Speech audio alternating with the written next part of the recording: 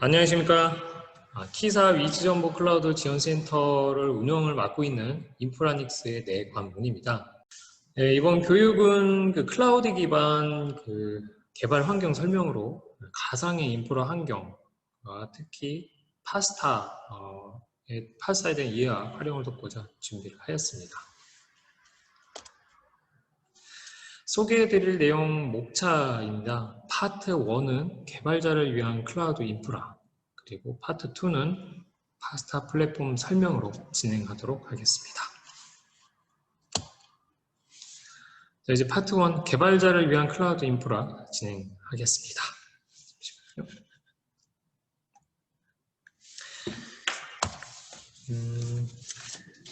우선 개발자가 운영까지 한다면 이런 주제를 가지고 좀 얘기를 하려고 하는데요. 대개 애플리케이션을 이제 개발해서 출시한 이후에는 안정적으로 운영을 해야 한다는 이제 당연한 과제가 남게 됩니다. 서비스 운영 중 고객의 요구에 따라서 피드백을 이제 해야 될 경우가 이제 매우 빈번히 발생하죠. 시스템을 신규로 확장해야 하는 경우나 갖가지 문제나 장애가 발생하면 이제 시급히 해결해야 될 경우도 많이 생기죠. 아마 이러한 상황은 신규 서비스를 출시하는 이용자분들께서 이제 더 피부로 와 닿으실 건데요. 전통적인 인프라 환경에서는 이제 대개 이런 고객 대응이나 조치를 하기 위해서는 개발자와 운영자의 역할이 나눠져 있습니다. 그래서 개발자 운영자 간에 단계별로 소통하고 협업하는 게 이제 매우 중요한데요. 이런 이제 커뮤니케이션 하는 과정에서 의견 차이가 생길 수밖에 없습니다. 이제 보시는 것처럼 이제 개발자들은 빠른 수정을 해야 하는데 이제 운영 측에서 이제 수정을 하려다 보면 이제 서버를 다운한다든가 수정된 코드가 이제 새로 적용이 되다 보면 성능 지연, 버그 등 예기치 않은 문제가 많이 발생이 될 수 있기 때문에 이런 부분에서 이제 다양한 이슈가 생기게 됩니다. 이렇게 되다 보면 조치가 더디게 되고 고객에게 신속한 피드백을 할 수 있는 상황이 좀 되지가 않는 거죠. 그리고 또 커뮤니케이션을 많이 하다 보면 미스커뮤니케이션이나 좀 휴먼 에러 같은 게 발생이 되기도 합니다. 실제 이런 상황은 매우 빈번하죠. 즉 결국에는 최종 요청을 받아서 조치를 해야 하는 개발자가 이제 직접 인프라 운영까지 하는 경우가 생기는데 이제 현실은 이게 쉽지가 않죠. 왜냐하면 오픈 이후에 이제 개발자는 이제 다양한 많은 문제들로 인해서 지속적으로 이제 업데이트를 계속 해야 하고 보안 문제나 버그로 인해서 수정을 해야 한다거나 안전성이나 확장성을 이제 확보하기 위해 이제 코드를 계속 이제 수정을 해야 되는 이런 이제 많이 발생이 되고 개발자 본연의 업무와 이제 처리해야 될 게 상당히 많습니다. 그렇다 보니 운영 환경이나 인프라들을 이제 직접 구매하고 구축하고 OS 설치하고 이중화 구성하고 이런 부분들을 이제 전통적인 환경에서는 이제 개발자가 직접 하기에는 역부족인 상황이 되는 거죠. 하지만 이제 근래 들어서 플랫폼 기반의 클라우드 환경이 많이 나왔습니다. 이제 많이 활성화되면서 하드웨어 그리고 소프트웨어 좀 설치하고 좀 구성하는 게 매우 손쉬워지고,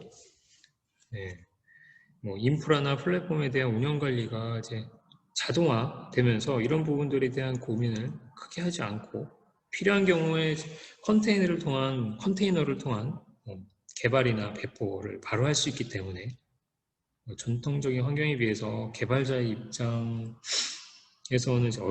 어려움이나 이런 게 많이 해소가 되었습니다.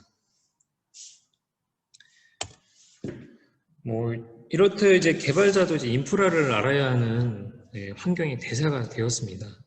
애플리케이션을 이제 구동하기 위해서는 이제 필요한 이제 하드웨어, OS, 미들웨어, 네트워크 등 이제 시스템 기반 이제 IT 인프라스트럭처라고 하는데 제공 서비스 형태에 따라서 이제 크게 물리 기반의 온프레미스 방식, 그리고 이제 가상화 기반의 클라우드로 구분할 수 있겠습니다. 온프레미스 방식에서는 애플리케이션을 개발을 실제 이제 업무 개발을 할 수 있는 프로그래밍을 실제 할 수 있는 할 수 있고 프로그래밍을 그리고 테스트 스킬을 갖춘 애플리케이션 엔지니어가 담당을 하고 인프라 환경 구축은 네트워크나 하드웨어를 잘 아는 인프라 엔지니어가 이제 담당을 합니다. 그러나 이제 클라우드 이런 이제 방식에서는 애플리케이션 엔지니어도 지금까지 인프라 엔지니어의 업무 영역을 이제 직접 이제 할 수 있게 되면서 인프라 관련 지식이 요구되고 필요에 따라서는 오케스트레이션이라는 관리 툴을 사용하고 있기 때문에 이 오케스트레이션 툴을 유지하기 위한 자동화 코드, 즉 스크립트를 직접 작성을 해야 하는 그런 능력들이 이제 요구가 되고 있습니다.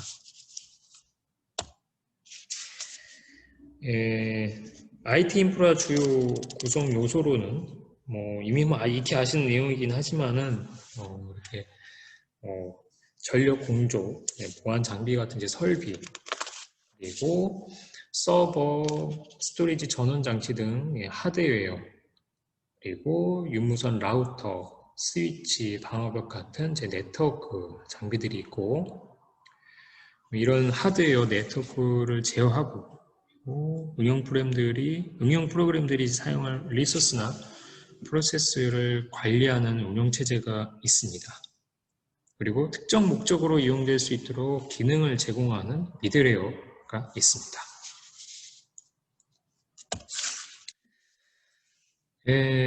온프레미스 환경이 유리한 경우인데요. 온프레미스와 클라우드 어느 쪽이 유리한지는 고민을 좀 해야 합니다. 요즘엔 클라우드로 전환하는 게 대세이다 보니까 많이들 고민하시는데요. 무조건 클라우드로 전환한다고 좋은 것은 아닙니다. 나중에 비용적인 측면에서 클라우드 비용이 더 높아질 수 있기 때문이죠. 온프레미스 환경에서는 시스템 요구사항이 변함이 없고 트래픽 예측이 가능한 환경에서 유리합니다. 보시는 것처럼 회사 내부에서 사용하는 한정된 사용자 환경이나 트래픽을 예측할 수 있는 환경에서는 굳이 클라우드를 쓸 필요가 없는 거죠. 초기에 서버 장비 구매 등의 비용이 높겠지만 나중에 TCO 측면에서 클라우드보다 낮을 수 있습니다. 비용이.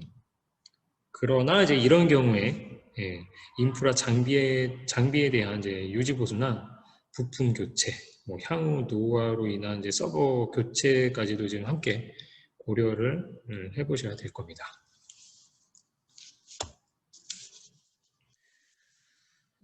클라우드가 이제 유리한 경우는 이제 트래픽을 예상하기 힘든 환경에서는 특히 유리합니다. 이벤트나 신규 서비스 추가로 인해 트래픽이 유동적으로 늘어나면 안정적인 측면에서 서버 장비들도 늘어나야 하는데 이제 이 경우 인프라 추가 확장에 대한 비용이 높아지게 되죠. 대개 이제 클라우드가 아닌 온프레미스 환경에서는 똑같은 트래픽 분산을 위해서 더 많은 이제 자원과 비용 투자가 들어가게 됩니다. 왜냐하면 이제 클라우드 환경에서는 필요한 컴퓨팅 자원만큼만 신속하게 추가하고 필요하지 않은 경우 이제 바로 비활성화할 수 있는 이제 장점 때문에 클라우드 방식이 온프레미스에 비해서 투자 대비 이제 가치가 높다고 할 수 있겠죠.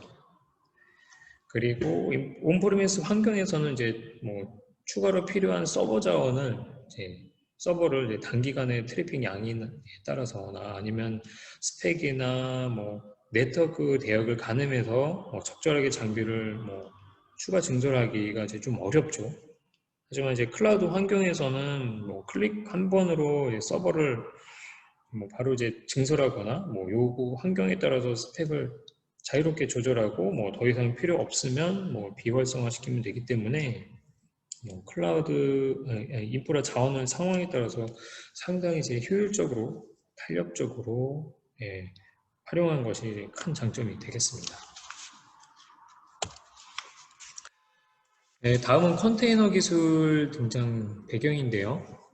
컨테이너 기술이 나오기 전의 상황은 개발된 애플리케이션